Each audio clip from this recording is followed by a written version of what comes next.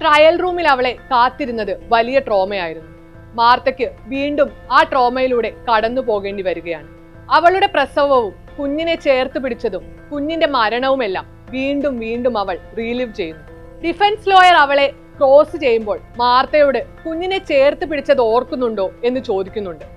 അവൾ അപ്പോൾ ഒരു നിമിഷത്തേക്ക് നിശബ്ദയാകുന്നു. അയാൾ അവളോട് വീണ്ടും അതേ ചോദ്യം ചോദിക്കുന്നു.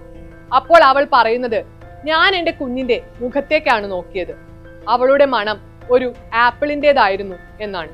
സിനിമയിലുടനീളം മാർത്ത ആപ്പിൾ മണക്കുകയും കഴിക്കുകയും ചെയ്യുന്നതിന് വ്യക്തമായ കാരണമുണ്ട്.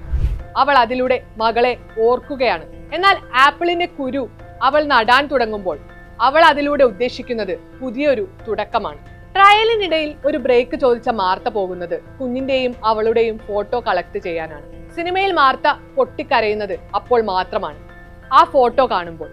അപ്പോൾ അവിടെ വെച്ച് അവൾ ഒരു കാര്യം തീരുമാനിക്കുന്നുണ്ട്. അത് കോടതിയിലെത്തി അവൾ എല്ലാവരോടുമായി പറയും.